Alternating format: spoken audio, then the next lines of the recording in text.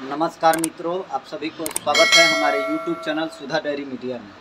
तो आज कुछ खास जानकारी लेकर आए हैं। बहुत बेहतरीन, बहुत मतलब एकदम ज्ञान वाली बात है, बहुत सोचने वाली बात है। और डेयरी फार्म जो खोलना चाहते हैं या खोले हुए कितने भी बड़े डेयरी फार्म हैं, उनसे मेरा सवाल भी है, अगर लोग YouTube पर इतना डेयरी फार्म को अच्छा बिजनेस बता दिए हैं, इतना अच्छा बिजनेस बता दिए हैं कि मतलब तुरंत कोई भी एक बंदा है ना जो जॉब कर रहा है, उसको एक ही दिमाग में आता है, गाय पालना है और डेयरी फार्म खोलना है। तो इस पर मैं किसी को डरा नहीं रहा हूँ या कुछ एथी भी नहीं कर रहा हूँ। अगर फ़ायदा है तो है, लेकिन हम क्वेश्चन किए हैं लोगों से। अगर आप कितने भी बड़े डेयरी फार्म है तो दो तीन चीज़ मेरा क्वेश्चन है, जो आप अगर अच्छे सक्सेस डेयरी फार्मर है तो मेरे को बताइएगा कि किस तरह से सक्सेस है। क्योंकि बहुत लोग मतलब इसमें पकड़ा जाते हैं, जैसे मैं भी पकड़ा गया था और डेयरी फार्म में मतलब बहुत वीडियो के माध्यम से ही डेयरी फार्म खोला था और बहुत सारा कर्जे में पड़ गया। तो ये सब कहाँ नुकसान होता है डेयरी फार्म में, ये किसी को लगभग मालूम ही नहीं है कि नुकसान का मेन जरिया क्या है। कभी भी किसी का भी सुनता हूँ 100 डेयरी फार्म खुलता है, 98 डेयरी फार्म बंद हो जाता है। इसका मेन कारण क्या है ये कोई बता नहीं सकता है। अगर बता दे रहा है तो मेरे को ये क्वेश्चन है, मेरे को जानकारी लेना है, क्योंकि इतना बड़ा इन्वेस्टमेंट हम भी कर रहे हैं तो अभी भी हम सस्पेंशन में है। क्योंकि हमारे को तो मतलब एक आधार है कि मतलब करना है इसको, लेकिन सक्सेस कैसे होना है इस पर हम अभी भी मतलब दिमाग केवल लगा रहे हैं। अभी तक इसका मतलब पूरा खोज नहीं पाए हैं। 4-5 हमारे पास ऑप्शन है कि इसको करेंगे तो सक्सेस होंगे। सबसे पहला ऑप्शन है कि मतलब भूसा और अनाज, गायों का फीडिंग अपने पास खेती से हो जाए, वो चीज़ ऑप्शन है। और उसके बाद जो है फीडिंग का और भूसा के बाद जो है ब्रीडिंग सबसे बड़ा समस्या है। ब्रीडिंग लोग बोलते हैं ब्रीडिंग करेंगे तो सक्सेस होगा डेयरी फार्म। और मेरा अभी तक का गिनती है, जिस डेयरी फार्म में अगर बछिया नहीं रखते हैं उसका डेयरी फार्म फेल नहीं होता है। भले पैसा वो कम कमाते हैं लेकिन उनका डेयरी फार्म अभी तक फेल नहीं हुआ है, ये हकीकत बात है। जिस गाय ने अगर बच्चा दिया और बच्चा तुरंत मर गया तो उस गाय का लॉस कभी जाएगा नहीं पूरा साल, इसलिए कि दूध उसका पूरा का पूरा निकालेंगे। बछिया हुई या बछड़ा हुआ है, लॉस कहाँ होता है। बछिया हुई तो बछिया अगर मानते हैं, लोग बोलते हैं बछिया 30 लीटर 35 लीटर 25 लीटर प्लस जाएगी और बछिया सेल करेंगे, ये करेंगे वो करेंगे, सब चीज़ सही बात है। लेकिन मैं एक गिनती लगा रहा हूँ, एक बछिया को तैयार करने में लगभग, जो बछिया को तैयार करने में कॉल आ गया था, कॉल आने के बाद वीडियो कट हो गया, इसीलिए ज्वाइंट करना पड़ा वीडियो। तो बछिया को तैयार करने में लगभग रोज़ का 6 महीना तक 5 से 6 लीटर दूध रोज का लगता है। गाय एक बछिया को तैयार करना 6 महीना तक उसको इतना दूध पिलाना है, फिर कम दूध पिलाना है, फिर लगभग उसको भूसा घास खिलाना है। मैं एक गिनती लगाता हूँ तो बछिया को अच्छे से तैयार करने में लगभग 1 लाख रुपया खर्च बैठता है। अगर वो बछिया 30 लीटर दूध कर रही है तो 30 लीटर दूध करे तो 30 लीटर दूध तो कोई मतलब रेगुलर नहीं कर पा रही है। अभी तक हमारे यहाँ जितना तैयार हुई, मेरे फार्म पर 28 लीटर तक की गाय तैयार हुई, तो 30 लीटर रेगुलर नहीं हो रहा है। 3 महीना भी रेगुलर दूध वो 30 लीटर नहीं निकाल पाती है। 1 महीना ज़्यादा से ज़्यादा निकालती है, फिर डाउन होती है, फिर डाउन होती है।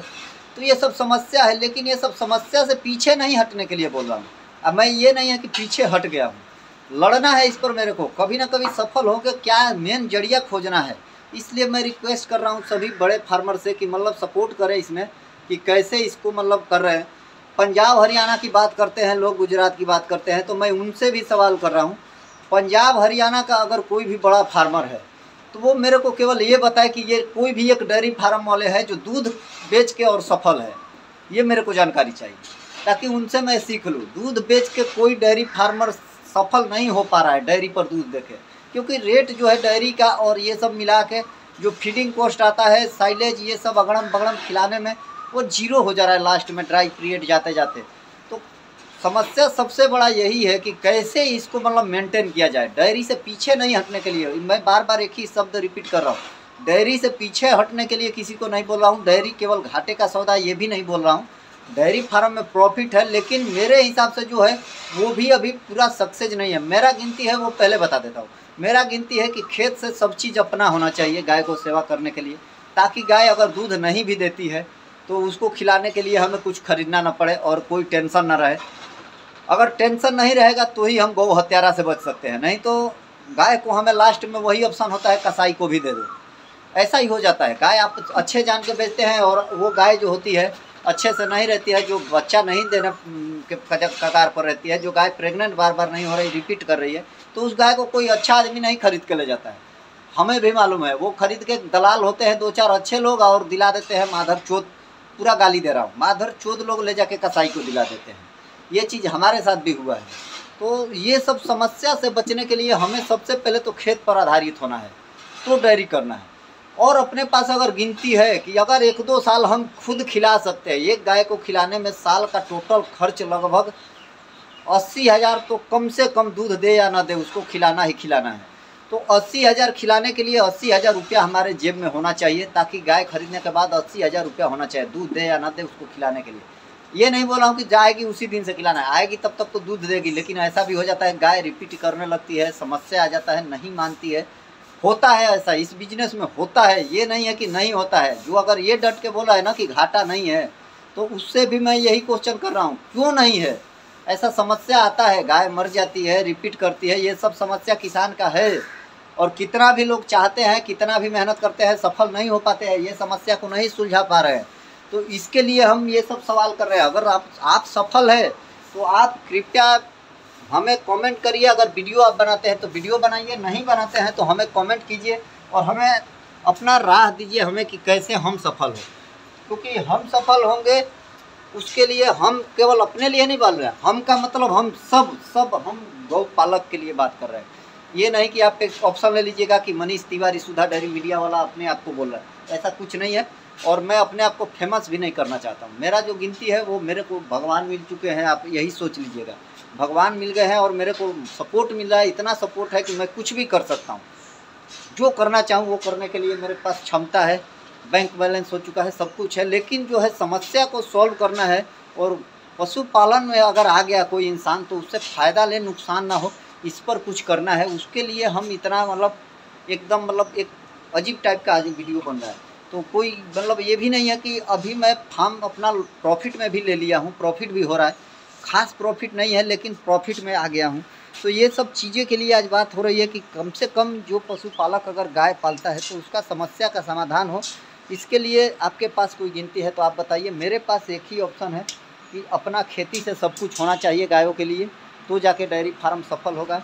दूध बेच के सफल नहीं होगा। पंजाब हरियाणा का जो भी है दूध बेच के कोई सफल नहीं है। जब उनका गाय बछिया बेचना बंद हो जाएगा उसी दिन उसका फार्म बंद हो सकता है। हाँ, गाय बछिया बेच रहे हैं, वो मेहनत किए हैं, ये चीज़ मैं मानता हूँ, मेहनत किए हैं, ब्रीडिंग पर काम किए हैं, खर्चा किए हैं, तो उनके पास औकात थी, उतनी उनकी क्षमता थी। हमारे बिहार में इतना क्षमता के मतलब 1% भी लोग नहीं हैं जो इतना कर सके। और इसके लिए सभी पशुपालक सफल हो। अगर कोई 2 लाख रुपया बंदा मेहनत करके लगा रहा है और उस पैसे को सोच के लगा रहा है कि हम डेयरी फार्म से अपना घर चलाएंगे, सफल हो जाएंगे, बड़ा बना लेंगे, तो उसको सफल हो। इस पर आप लोग बड़े डेयरी फार्मर जो सफल है वो लोग से रिक्वेस्ट है कि आप लोग इस पर अपना राय दें। और इसके लिए बहुत मतलब हटके वीडियो आप लोग बनवाए, सामने आइए। और आप लोग से रिक्वेस्ट है, कोई हमारा मतलब आप लोग से कुछ ऐसा नहीं है। और सभी डेयरी बड़ी बड़ी डेयरियों से भी निवेदन है कि कृपया दूध का रेट अगर बढ़ा रहे हैं, वो सब आपका जो बजट है उसमें तो हम कुछ नहीं समझते क्या है क्या नहीं, लेकिन अभी भी जितना रेट बढ़ा है उस रेट में डेयरी वाले को दूध जो पशुपालक है उनको फ़ायदा नहीं हो रहा है। किसान का बात अलग हो गया। एक गाय जो किसान रखता है वो शौक़ से रखता है, घर में रखता है, दूध खाता है, और जो भी बचता है वो डेयरी में दे देता है, उसका वो मजबूरी है, वो बिजनेस नहीं है। लेकिन बिजनेस को गुजरात पंजाब की तरफ बढ़ चढ़ के लोग करें, इस तरह से वीडियो बिहार में बनना चाहिए, डेयरी फार्म उस टाइप से होना चाहिए।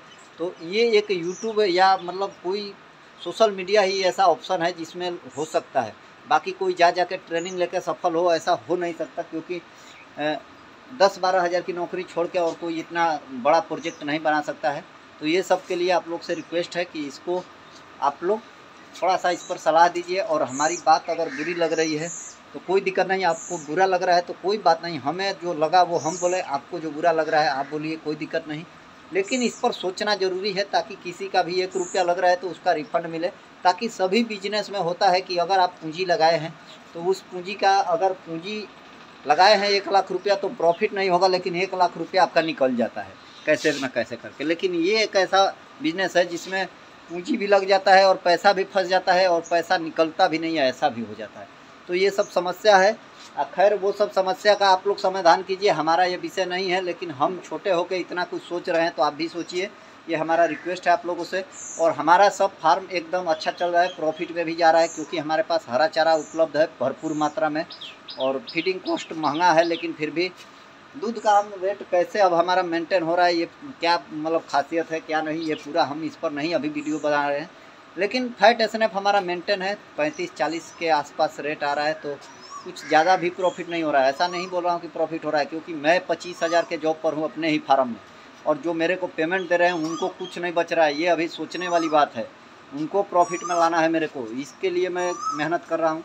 तो अभी भी मेरा ही पेमेंट नहीं निकल पा रहा है 25,000 7-8 मिल्किंग वाली गाय से। 120 लीटर दूध से केवल 20,000 रुपया नहीं निकल पा रहा है प्रॉफिट। तो ये सब पर गिनती लगाना है आप लोग को, मतलब कैसे भी करके इसको कैसे प्रॉफिट में ले जाए, इस पर आप लोग चर्चा कीजिए। और रिक्वेस्ट है एकदम सभी को, और आज आखिरी बार मैं बोल रहा हूँ, सब्सक्राइब कीजिए चैनल को और ज़्यादा से ज़्यादा सपोर्ट कीजिए। किसानों का हित का ही वीडियो इस चैनल पर आएगा और आता रहेगा। जो भी होगा सेवा किसानों के लिए होगा। चलिए सभी को, जिसको बुरा लगे उसके लिए जय श्री राम, और जिसको अच्छा लगे वो भाई को दिल से जय श्री राम और जय श्री राधे।